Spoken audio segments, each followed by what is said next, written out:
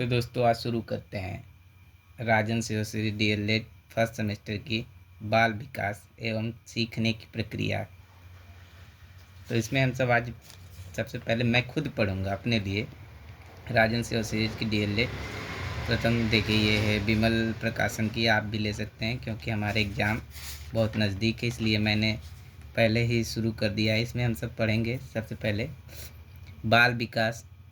इसमें बाल विकास का अर्थ है आवश्यकता का क्षेत्र है। बाल विकास की अवस्थाएँ हैं शारीरिक विकास, मानसिक विकास, बुद्धि, संवेगात्मक विकास, भाषा विकास, व्यक्ति का विकास, व्यक्तित्व का विभिन्नताएँ, फिर अधिगम, सीखना बोलना। ऐसे ही बहुत सारे चैप्टर हैं जो मुझे खुद नहीं पता है, लेकिन हम सब आगे पढ़ेंगे। अब इसमें और भी बहुत जैसे आएंगे पेपर्स में बहुविकल्पी प्रश्न आएंगे, अति उत्तरी लघु उत्तरी प्रश्न है, लघु उत्तरी है प्रश्न। इसमें बहुत सारा बढ़िया है, बहुत दिया है, लेकिन हम देखते हैं क्या क्या इसमें है। तो शुरू करते हैं यहाँ से हमारा बाल विकास एवं सीखने की प्रक्रिया में बहुविकल्पी प्रश्न। इसके लिए हम अभी कुछ टाइम बाद तो शुरू करते हैं। पहला क्वेश्चन देखिए यहाँ पे टी व्यक्तित्व परीक्षण का निर्माण किसने किया था? तो इसका ऑप्शन है मॉर्गन एवं मूरे ने। तो हम मॉर्गन और मूरे पर गोला कर देंगे। कौन है? मॉर्गन और मूरे। ठीक। केंद्रीय प्रवृत्ति का मापक नहीं है। यहाँ पे देखिए द प्रसार को हम क्या बोलते हैं? रेंज भी बोलते हैं। आप जानते हैं केंद्रीय प्रवृत्ति की माप, जिसको हम सब बारंबारता जैसे शब्दों से भी देखिए। उसका मध्यमान का मतलब होती है माध्यिका, उसका निकालना। मध्यांक होता है माध्य निकालना। और बहुलक तो आप जानते हैं, जिसको इंग्लिश में हम सब मोड भी बोलते हैं। और ये प्रसार रेंज अलग है। और यहाँ पूछा गया है कि केंद्रीय प्रवृत्ति की माप क्या नहीं है? तो प्रसार। संवेग का प्रकार होता है संवेग। अब जानते हैं संवेग क्या होता है। अब देखिए संवेग में हमें प्रेम, क्रोध और भय एक साथ आ सकते हैं, ये तेजी में आते हैं, जबकि ध्यान लगाने के लिए हमें इसकी आवश्यकता संवेग की तरह नहीं आता है, एकाएक नहीं आता है। कोहलर ने अपने सीखने के सिद्धांत का प्रतिपादन किसके ऊपर प्रयोग करते हुए किया था? कोहलर जो हैं वो किए थे वनमानुष के ऊपर, क्योंकि वनमानुष सबसे तेज सीखते हैं। स्मृति का अंग नहीं है, स्मृति का अंग चिंतन नहीं है। चिंतन क्यों नहीं है भाई? चिंतन क्योंकि हम स्मृति जो होती है हमारी याददाश्त होती है, याददाश्त में हम सीखते हैं, धारण करते हैं और पहचानते हैं, जबकि हम चिंतन इसको हम रेगुलरली करते हैं तभी आती है। किसी परिस्थिति में प्राप्त ज्ञान प्रशिक्षण का अन्य दूसरी परिस्थिति में उपयोग करना ही कहलाता है। क्या कहलाता है? जब हम कोई चीज़ सीख लिए होते हैं और उसका अगली बार जब हमें यूज करना होता है तो उसको हम बोलते हैं सीखने का स्थानांतरण। क्योंकि सीखने के बाद ही हम क्या कर सकते हैं? उसका ट्रांसपोर्टेशन कर सकते हैं, स्थानांतरण कर सकते हैं, रिप्लेसमेंट कर सकते हैं। बहुलक के लिए संकेताक्षर का उपयोग किया जाता है। बहुलक किससे निकालते हैं? बहुलक के लिए हम निकालते हैं जेड से। बहुलक को हम किससे निकालते हैं? जेड से। संकेत में बहुलक को जेड से निकालते हैं। धारण का संबंध निम्न में से किससे होता है? धारण का संबंध निम्न में से स्मृति से होता है। धारण करने का मतलब होता है कि स्मृति करना किसी चीज़ को। निम्न में से गेस्टाल्ट सिद्धांत क्या है? गेस्टाल्ट सिद्धांत हमारे बी, इसका ऑप्शन नंबर बी होगा। अंतःदृष्टि सिद्धांत। निम्न में से गेल्टास्ट का सिद्धांत कहलाता है अंतर्दृष्टि सिद्धांत। प्रेरणा का तात्पर्य है, प्रेरणा का क्या तात्पर्य है? सजीव प्रयास। प्रेरणा का तात्पर्य है सजीव का प्रयास। यह कथन किसका है? प्रेरणा का तात्पर्य है, प्रेरणा मतलब हमें कोई काम करने की जो अंदर से उत्सुकता होती है या किसी से हमको मिलता है, उसी को हम प्रेरणा बोलते हैं। इसका ये सजीव का प्रयास है। सभी सजीव क्या करते हैं? प्रेरणा किसी से न किसी से लेकर काम करते हैं। ये किसका कथन था? एवरिल का। सामान्यीकरण सिद्धांत के प्रतिपादन थे। सामान्यीकरण सिद्धांत के प्रतिपादक कौन थे? सामान्यीकरण सिद्धांत के प्रतिपादक C.H. जूट थे। C.H. जूट क्या थे? सामान्यीकरण सिद्धांत के प्रतिपादन। आगे चलते हैं हम। तो यहाँ आप लोगों को साफ साफ दिख रहा होगा रोरसा रोरसा स्याही धब्बा परीक्षण, रोरसा स्याही धब्बा परीक्षण में कुल कार्ड संख्या है। रोरसा स्याही धब्बा परीक्षण में कुल कार्ड संख्या है। कितनी कार्ड संख्या है इसमें? 10 कार्ड संख्या है। कितनी कार्ड संख्या है? 10 कार्ड संख्या है। व्यक्तित्व परीक्षण की आत्मनिष्ठा विधि है। व्यक्तित्व परीक्षण की आत्मनिष्ठा विधि क्या है? समाजमिति विधि क्या है? व्यक्तित्व परीक्षण की आत्मनिष्ठा विधि है। जो प्रेरक सीखे जाते हैं उसे कहते हैं, जो प्रेरक सीखे जाते हैं उसे क्या बोलते हैं हम? अर्जित प्रेरक। अर्जित, जो प्रेरक हम सीखते हैं उसे अर्जित प्रेरक होते हैं। नवजात शिशु में हड्डियों की संख्या ये तो सबको पता होती है कि ये 350 के लगभग होती है, लेकिन यहाँ पे कम है, 270 के लगभग दिया गया है, लेकिन ये 300 के लगभग होती हैं।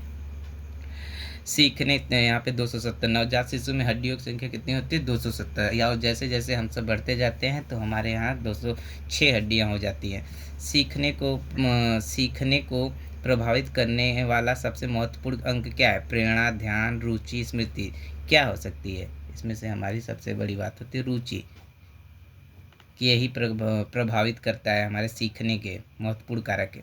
सीखने का सही परिभाषा क्या है? सीखने की सही परिभाषा है कि अनुभव और परीक्षण द्वारा व्यवहार में परिवर्तन। सीखने का यही उद्देश्य होता है कि हमें अनुभव के साथ साथ परीक्षण और हमारे व्यवहार में क्या हो जाता है? परिवर्तन होता है। प्रयत्न एवं भूल सिद्धांत का प्रतिपादन किसने किया था? प्रयत्न और भूल सिद्धांत का प्रतिपादन थार्नडाइक ने किया था। थार्नडाइक ने किया था। बालक के नैतिक विकास का तात्पर्य है। बालक के नैतिक विकास का तात्पर्य क्या हो सकता है? सामाजिक विकास, शारीरिक विकास, धार्मिक विकास, चारित्रिक विकास। जब बालक नैतिकता सीखता है तो वो क्या बन जाता है? सामाजिक बनता है, क्योंकि वो बिना नैतिकता के समाज में जा ही नहीं सकता। क्योंकि वो, मान लीजिए अगर कोई आदमी, बेसहारा आदमी गिरा हुआ है और उसे उठा नहीं रहा तो उसके अंदर तो नैतिकता है नहीं। अगर नैतिकता है तभी वो सामाजिक व्यक्ति है। निम्न में कौन सा प्रकार मनोवैज्ञानिक है? इसमें देखिए बहुमुखी, क्योंकि सैद्धांतिक और भक्तिहीन और राजनीतिक ये दोनों अलग हैं। क्योंकि मनोविज्ञान ही हमारा बहिर्मुखी का मतलब होता है, चहु दिशाओं में हमारा जो विकास होता है उसी को बहिर्मुखी बोला जाता है, मनोविज्ञान। आत्मकेंद्रित व्यक्ति का व्यक्तित्व होता है, आत्मकेंद्रित व्यक्ति का व्यक्तित्व होता है अंतर्मुखी। अंतर्मुखी मतलब वो अपने ही में खुश रहता है और किसी को अपनी बातें नहीं बताता है। चिंतन के साधनों में क्या है? एक है संकेत, क्योंकि संकेत ही चिंतन के एक साधन हो सकते हैं। रटना, गुणों का विश्लेषण और सामान्यीकरण तो एकदम नहीं हो सकता, क्योंकि संकेत से ही हम क्या करते हैं? अपनी बातों को भी बता सकते हैं। बालक में अभिप्रेरणा उत्पन्न करने का प्रमुख स्रोत है। बालक में कौन अभिप्रेरणा कर सकता है? उद्दीपक भी कर सकता है, रुचि भी और आवश्यकता। ये तीनों बातें मिलकर बालक के अंदर अभिप्रेरणा उत्पन्न करती हैं, इसलिए ये ऑप्शन नंबर डी सही होगा। स्मृति एक आदर्श पुनरावृत्ति है, यह किसका कथन है? स्मृति एक आदर्श पुनरावृत्ति है, स्काउट का कथन है। किसका कथन है? स्काउट। आप लोग बुक पढ़े होंगे तो आप लोगों को मिले होंगे स्काउट। अब यहाँ पे 26वां क्वेश्चन क्या है? सृजनात्मक बालक की विशेषता है कि वह सृजनात्मक बालक की विशेषता क्या है कि वह क्या करता है? संवेदनशील होता है? नहीं। परिहास प्रिय होता है? नहीं। जिज्ञासु होता है? हाँ। देखिए, कोई सृजनात्मक, अगर वो सृजनात्मक मतलब होता है कि क्रिएटिव बालक। क्रिएटिव मतलब जो चारों दिशा में सोच सके। उसकी विशेषता क्या हो जाएगी? वो संवेदनशील होता है। पहली बात, संवेदनशील का मतलब सेंसिबल होगा, किसी की भावनाओं को समझेगा। परिहास प्रिय होगा, वो परिहास किसी का हास नहीं उड़ाएगा। जिज्ञासु तो मतलब ये क्यूरियोसिटी उसके अंदर कूट कूट के भरी रहेगी। ये सभी बातें जिस बालक के अंदर है वही सृजनात्मक बालक, क्रिएटिव बालक है। फ्राइड के अनुसार आक्रामकता का कारण है। आक्रामकता का फ्राइड के अनुसार क्या कारण है? आक्रामक हम कब होते हैं? उच्च अभिगम के कारण? नहीं, उद्दोलन के कारण। किसके कारण? उद्दोलन। जिज्ञासा अगर हमारे अंदर है तो हम आक्रामकता नहीं हो सकती है। जन्म के समय शिशुओं के भीतर कितने संवेग पाए जाते हैं? जन्म के भीतर शिशुओं में 3 संवेग पाए जाते हैं। अब 3 संवेग क्या हैं वो आगे हम सब देखेंगे। अधिगम का सूझ का सिद्धांत है। अधिगम का सूझ का सिद्धांत दिया था, किसने दिया था भाई? कोहलर ने। कौन दिया था? कोहलर ने। कोहलर ने जिस चिंपैंजी। कोहलर ने भी मनोवैज्ञानिक का सबसे बड़ा उदाहरण किसके ऊपर किया था? वनमानुष के। और उसी में देखिए कोहलर ने चिंपैंजी का प्रयोग किया था, जिसका नाम था, अब उस चिंपैंजी का नाम था सुल्तान। कौन था? सुल्तान। सलमान खान वाला सुल्तान नहीं, ये सुल्तान चिंपैंजी है। संज्ञानात्मक विकास के सिद्धांत के प्रतिपादक है। अब कौन है इसके प्रतिपादक? जीन पियाजे। यहाँ देखिए ऑप्शन नंबर ए, जीन पियाजे। कौन है? संज्ञानात्मक विकास के सिद्धांत के प्रतिपादक थे। सामाजिक विकास के सिद्धांत के प्रतिपादक कौन है? व्योगास्की। कौन है? सामाजिक विकास के सिद्धांत के प्रतिपादक है व्योगास्की। बुद्ध के बहुकारक सिद्धांत का उत्पन्न, बुद्ध पढ़ा गया था। बुद्धि के बहुकारक सिद्धांत का प्रतिपादन किसने किया था? बुद्धि के बहुकारक सिद्धांत का प्रतिपादन थार्नडाइक ने किया था। किसने किया था? थार्नडाइक ने किया था। बाल विकास के अंतर्गत शैशवावस्था की आयु होती है। बाल विकास के अंतर्गत शैशवावस्था की आयु कितनी होती है? जन्म से 5 वर्ष, क्योंकि हम उसके बाद क्या बनने लगते हैं? शैशवावस्था खत्म हो जाती है, हम बालक बन जाते हैं, फिर उसके बाद एडल्ट बन जाते हैं, फिर उसके बाद हम धीरे धीरे आगे बढ़ने लगते हैं। किसी समय एक व्यक्ति द्वारा किसी व्यक्ति वस्तु पर चेतना केंद्रित कहलाता है। अगर हम किसी के ऊपर चेतना केंद्रित कर देते हैं, मतलब अपना पूरा प्रेजेंट ऑफ माइंड उसी के ऊपर केंद्रित कर देते हैं, तो हम ध्यान करने लगते हैं, मेडिटेशन में चले जाते हैं। वह ध्यान जिसमें अपनी इच्छा अनुसार किसी व्यक्ति वस्तु का चेतना केंद्रित करना कहलाता है। क्या कहलाती? ऐच्छिक। ऐच्छिक और अनैच्छिक दो बातें होती है। ऐच्छिक मतलब हमारी इच्छा से जो हम करते हैं वो इच्छा अनुसार कर रहे हैं तो ऐच्छिक, और किसी अपने इच्छा के अनुसार नहीं कर रहे हैं तो अनैच्छिक। ये आप आगे जब हिंदी पढ़ेंगे तो उसमें आएगा आपको, अनेक शब्दों के लिए एक शब्द उसी में होता है कि अपनी इच्छा से किए गए कार्य को ऐच्छिक और न इच्छा से किए गए कार्य को अनैच्छिक कहते हैं। वह ध्यान, अब यहाँ पे आगे चलते हैं, देखिए वह ध्यान जिसमें अपनी इच्छा के बिना किसी व्यक्ति वस्तु पर अपना ध्यान केंद्रित करना कहलाता है। अब देखिए वही बात है, इच्छा से करेंगे तो ऐच्छिक और अनिच्छा से करेंगे तो अनैच्छिक। ये बहुत सिंपल था। आज इसमें कितना है? बहुत सारे हैं, लेकिन आज हम सब कम से कम इसके 50 क्वेश्चंस आज कर ले लेंगे। वैयक्तिक विभिन्नता के संबंध में संबंध में आज हमारा यह विचार है कि व्यक्तिगत विभिन्नताओं में संपूर्ण व्यक्तित्व का कोई भी ऐसा पहलू सम्मिलित हो सकता है जिसका माप किया जा सकता है। फिर से एक बार पढ़ते हैं, मुझे खुद नहीं समझ में आया क्या पढ़ा। व्यक्तिक विभिन्नता के संबंध में क्या है? आज हमारा यह विचार है कि व्यक्तिगत विभिन्नताओं में संपूर्ण व्यक्तित्व का कोई भी ऐसा पहलू सम्मिलित हो सकता है जिसका माप किया जा सकता है। यह विचार किसका था? यह विचार था स्किनर का। किसका था? स्किनर का। प्रसूत अधिगम का सिद्धांत किसने दिया था? स्किनर ने। देखिए प्रसूत स्किनर ने ही दिया था।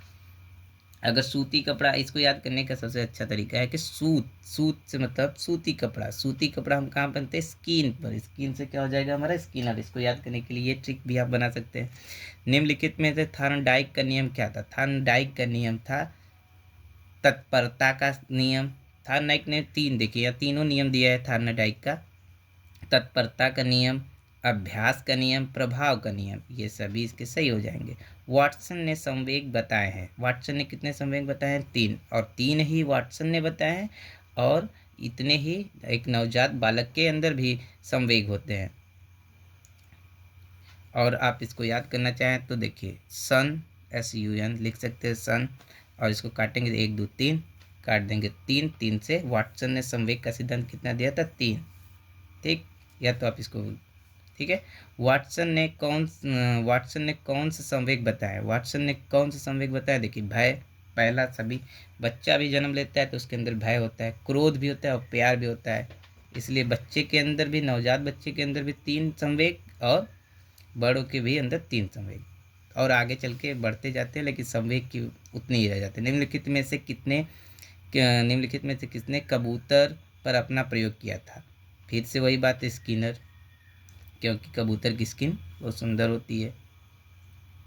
परिवर्तन श्रृंखला की वह अवस्था है जिसमें बालक भ्रूणावस्था से लेकर प्रौढ़ावस्था तक, भ्रूणावस्था से मतलब जब हम माँ के पेट में रहते हैं वहाँ से लेकर जब हम एडल्ट्रेशन की तरफ बढ़ते जाते हैं वहाँ तक गुजरता है, विकास कहा जाता है। कथन किसका है?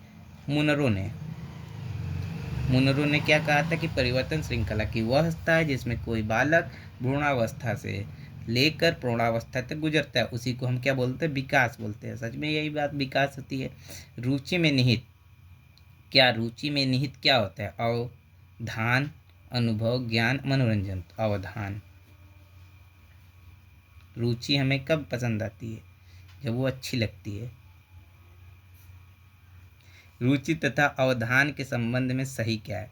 अवधान रुचि पर आधारित है, रुचि अवधान पर आधारित है। अवधान तथा रुचि एक सिक्के के दो पहलू। सही बात है। अभी हमने ऊपर वाले क्वेश्चन में 45 वाले में देखा था कि रुचि में निहित है अवधान, तो अवधान एक ही सिक्के के दो, अवधान और रुचि एक ही सिक्के के कौन से पहलू हैं? 2 पहलू हैं। आगे है, निम्नलिखित में से अभिप्रेरणा के स्रोत हैं। कौन है अभिप्रेरणा के स्रोत? बालक, आवश्यकताएं और उद्दीपक सभी हैं। अभिप्रेरणा किससे मिल सकती है? सबसे मिलती है। अधिगम के प्रयत्न और भूल के सिद्धांत का प्रतिपादक कौन है? थार्नडाइक। अधिगम के प्रयत्न और भूल के सिद्धांत का थार्नडाइक। और हमारा 29वां वाला क्वेश्चन क्या है? अवधान ध्यान में निहित है। अवधान ध्यान में निहित है। अभी ऊपर हमने पढ़ा था रुचि और अवधान एक ही सिक्के के 2 पहलू हैं। आज हमारा क्वेश्चन आ गए हम 50। नैतिक विकास के सिद्धांत के प्रतिपादक हैं। नैतिक सिद्धांत के विकास के प्रतिपादक कौन है? कोहलरबर्ग कौन है? नैतिक सिद्धांत के नैतिक विकास के सिद्धांत के प्रतिपादक। बाल मनोविज्ञान सभी को एक नई दिशा में संकेतित करता है यदि उसे उचित रूप से समझा जा सके तथा उचित ढंग से विकास हो सके तो प्रत्येक बालक एक सफल व्यक्ति बन सकता है। किसका कथन है? थॉम्पसन में। किसका? थॉम्पसन। ये वो थॉम्पसन नहीं है इलेक्ट्रॉन की खोज करने वाले, ये थॉम्पसन है। थॉम्पसन। सीखने का वक्र एक व्यक्ति की निश्चित क्रिया में प्रगति का ग्राफिक प्रदर्शन है। यह कथन किसका है? यह कथन है स्किनर का। स्किनर। किस विधि के द्वारा मनुष्य के चेतना के साथ साथ अचेतन मन का भी अध्ययन किया जा सकता है? विश्लेषण विधि से। हम मनोविश्लेषण विधि से क्या कर सकते हैं? मनुष्य के चेतन के साथ साथ अचेतन मन का। चेतन और अवचेतन की बातें 2 हैं कि अगर हम अचेत रहते हैं, सोए रहते हैं, तो हम कैसे व्यवस्था में रहते हैं? अचेतन में रहते हैं। और हम चेतन में कब होते हैं? जब जागृत होते हैं तो चेतन में। अकाल्पनिक स्मृति क्या है? अल्पकालिक स्मृति, इसमें व्यक्ति उत्तेजनाओं को शीघ्र भूल जाता है। यह व्यक्ति उत्तेजनाओं को अधिक समय तक याद रखता है। सही बात। देखिए, अल्पकालिक स्मृति क्या होती है कि हमें किसी की याद आती है और तुरंत हम भूल जाते हैं, तो ये उत्तेजनाओं को शीघ्र ही भूल जाएं, तो वो क्या है? अल्पकालिक। अल्पकालिक का मतलब ही होता है थोड़े समय के लिए याद। रुचि को प्रभावित करने वाले कारक है। रुचि को प्रभावित करने वाले क्या कारक है? परिवार की आर्थिक स्थिति। अगर हमारी रुचि क्रिकेट खेलने में है और हमारे परिवार की ऐसी स्थिति है कि हमें वो सपोर्ट नहीं कर सकते आर्थिक रूप से, तो हमारी रुचि समाप्त हो जाएगी। ये बात भी पहला सही है। विद्यालय का कठोर वातावरण। अगर हमारा विद्यालय बस हमें पढ़ाने पर ध्यान देता है और हमें कुछ सिखाना नहीं चाहता, तो हमारी रुचि अपने आप समाप्त हो जाएगी। अभिभावकों का अनुचित व्यवहार। सही बात है। हम जानते हैं कि भारत में सभी अभिभावक अपने बच्चे को डॉक्टर, इंजीनियर ही बनाना चाहते हैं, भले बच्चा उनका सिंगर बनना चाहे। तो इसलिए ये सारी चीज़ें क्या है? सही है। वंशानुक्रम माता पिता से संतान को प्राप्त होने वाले गुणों का नाम है। सही बात है। ये किसने परिभाषित किया था? इसका क्वेश्चन नंबर है 56 का अ। रूथ बैटिक्स बैटिंग बैडिंग्ट की, अरे नाम बहुत कठिन है, निम्नलिखित में से कौन सा चिंतन में प्रयुक्त होने वाली सामग्री के अंतर्गत, लेकिन नाम इसका याद कर लीजिए भाई, रूथ बैटिंग्ट की, रूथ बैटिंग डी की, निम्नलिखित में से कौन सा चिंतन में प्रयुक्त होने वाली सामग्री के अंतर्गत नहीं आता। अब चिंतन में, अब देखिए पदार्थ थोड़ी आएगा, चिंतन जब हम कहते हैं तो प्रयत्न करते हैं, प्रतिभा हमारी होती है, संवेदना, ये तीनों बातें होती है, लेकिन पदार्थ क्या है वो थोड़ी आएगा। हम मैटर बना रहे, केमिस्ट्री थोड़ी पढ़ रहे हैं। बालक के कोषों और पेशियों में समय के साथ साथ होने वाली परिवर्तन, जिसके कारण वह निश्चित समय पर ही कोई कार्य करने योग्य होता है, कहलाता है, क्या कहलाता है, परिपक्वता। जब हम परिपक्व हो जाते हैं, एडल्ट हो जाते हैं, तभी हम कोई काम करने के लिए सक्षम होते हैं, नहीं तो हम तो छोटे बच्चे हैं। माता पिता तथा अन्य पूर्वजों से बालकों को जो भी वंशाणु अनुवांशिकी गुण प्राप्त होता है उसे कहते हैं, किससे हमें प्राप्त होता है, जीन्स से, क्योंकि डीएनए, पीजीएनए, आरएनए, ये सारे चीज़ें नहीं, हमें जो वंशानुगत माता पिता और पूर्वजों से बालक में मिलेंगे वो हमारे जीन्स के अंदर रहेंगे, तभी हम उनके जैसे बन पाते हैं।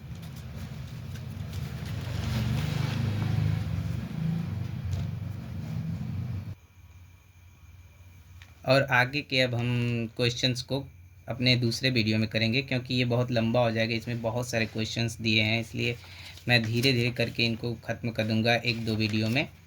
आज हमारा पहला वीडियो था, इसलिए हमने थोड़ा पढ़ा है, तो ये 60 नंबर से हम कल सुबह शुरू करेंगे या आने वाले वीडियो में। तो अगर आपको दूसरा वीडियो चाहिए तो हमें कमेंट भी करें, लाइक करें और सब्सक्राइब करें हमारे चैनल को। और यहाँ पे आपको सारी डीएलएड की क्वेश्चंस जो पेपर्स से और सीरीज में आने वाले हैं हमारे साथ पढ़ सकते हैं, क्योंकि हम खुद आगे पेपर्स हमारे आने वाले हैं, इसलिए हम सब तैयार कर रहे हैं, तो आप लोग भी मेरे साथ तैयारी कीजिए। चलिए चलते हैं और अगली वीडियो में मिलते हैं।